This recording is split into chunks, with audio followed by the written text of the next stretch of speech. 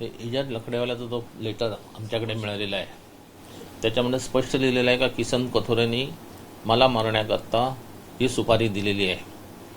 तर त्याबद्दल त्यांनी आमच्याकडे जी माणसं पाठवली त्यांची नावंही मी सांगितलेली आहेत आणि नावं सांगूनसुद्धा अजूनपर्यंत त्याच्यावर कुठलीही ॲक्शन होत नाही. याचं कारण आम्हाला अजूनपर्यंत काय समजत नाही. तुम्ही मधल्या काळामध्ये ठाणे पोलिसांकडे तक्रार सुद्धा दिलेली होती. हो. ठाणे पोलिसांकडून काही तपास झालेला होता का? त्या दरम्यान काय काय झालेलं होतं आणि आता तुमची मागणी? ज्या वेळेला फायरिंग झाली आमच्या घरावर तर तिथे आमचं नाव पत्ताच कट करून टाकला आणि तिथे आमचं एक सुपरवायझर म्हणून आहे रवी बोरणारे त्यांना मारण्याकरता आले म्हणून दाखवलं आणि ते भेट झाली वगैरे समोरासमोर. हे साफ चुकीचं प्लॅनिंग करून किसन कथोरेच्या दबावामुळे केलेलं आहे. कारण जर आमच्या इकडे एवढे 100-100 पोलीस येत आहेत फायरिंग झाल्यामुळे आणि आमचं नावच कट करून टाकलं सगळं, याचं आम्हाला काय समजत नाही काय झालं आहे काय नाही. ते म्हणजे प्रशासनावर आणि पोलीस डिपार्टमेंटमध्ये या आमदाराचा किसन कथोरेचा दबदबा असल्याकारणाने सगळी ही फिरवाफिरवी चाललेली आहे आजपर्यंत. गँगस्टर एजाज लकडावाला हा कुख्यात गुंड आहे. त्याला भारतामध्ये आणून त्याच्यावरती अटकेची कारवाई करण्यात आलेली होती. त्यानं पत्र जे ठाणे पोलिसांना लिहिलेलं आहे त्यामध्ये नेमकं काय म्हटलंय आणि तुम्ही पत्राच्या अनुषंगानं काय मागणी करताय पोलिसांकडे? त्यांनी स्पष्ट लिहिलेलं आहे इजाज लकडेवाल्यांनी का माझ्याकडे तो आला होता, त्याची माणसं आली होती 3-4 आणि त्यांनी सांगितलं का किसन कथोरे आमदारांशी बोला. तर किसन कथोरे आमदार बोला कि एक काम तुमको करना पड़ेगा विश्वनाथ पनवेलकर को ख़त्म करने का.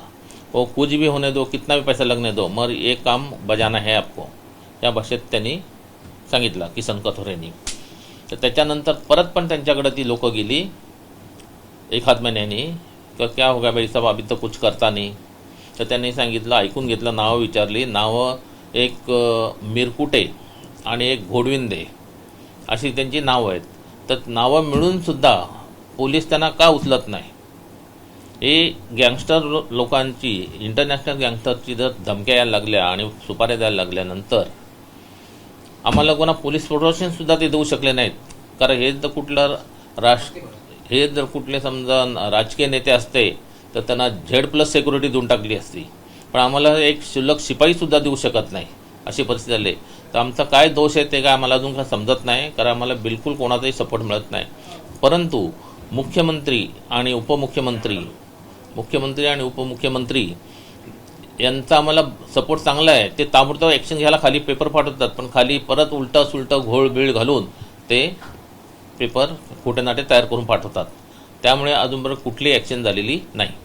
गोळीबाराच्या घटनेनंतर तुम्ही पोलीस संरक्षणाची मागणी केलेली आहे का? आणि आता जे पत्र लकडावालानं पाठवलेलं आहे त्या अनुषंगानं काय कारवाई व्हावी अशी तुमची मागणी?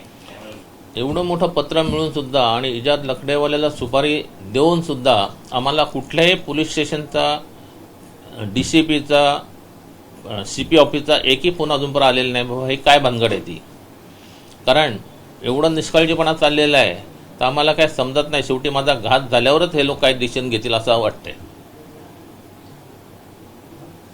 आपली मागणी काय आहे सरकार? सर तुम्ही कॅमेरा इथे बघा, इथे बघा. हे मोबाईल मी हात वरती घेऊ का तुम्ही फक्त कॅमेरा इथे बघा. इथे हो, हो. खाली घे ना. हा ठीक आहे. तुमची मागणी काय आहे सरकारला किंवा पोलिसांना? आमची मागणी एवढीच आहे का ज्या आमदारांनी इंटरनॅशनलला सुपारी दिलेली आहे म्हणजे हा इंटरनॅशनल कनेक्टेड आहे तर त्याच्यावर कुठल्याही परिस्थितीत ॲक्शन झालीच पाहिजे.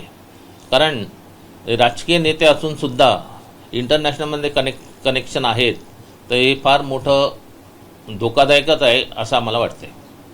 लकडावालानं जे पत्र ठाणे पोलिसांना लिहिलं आहे ते पत्र एकदा दाखवा आणि त्यामध्ये काय काय म्हटलेलं आहे त्या अनुषंगानं ठाणे पोलिसांची काय कारवाई करावी अशी तुमची इच्छा आहे? इथे असं बघा. हे लकडेवाल्यांनी लेटर पाठवलेलं आहे CP ऑफिसला आणि बदलापूर पोलीस स्टेशनला. त्याच्यामध्ये स्पष्ट उल्लेख केलेला आहे की माझं बोलणं आमदाराशी झालेलं आहे. कारण त्याची जी लोकं आली होती त्यांनी सांगितलं जर आमदारांशी बोला आणि आमदारांशी स्पष्ट दोघांचं बोलणं झालेलं आहे आणि आमदारांनी त्यावेळेला त्याला ही ऑफर दिलेली आहे की तुमको जो म्हणता मिल जाएगा पर इनका खुला करो, मोकळा करो. ABP माझा, उघडा डोळे बघा नीट.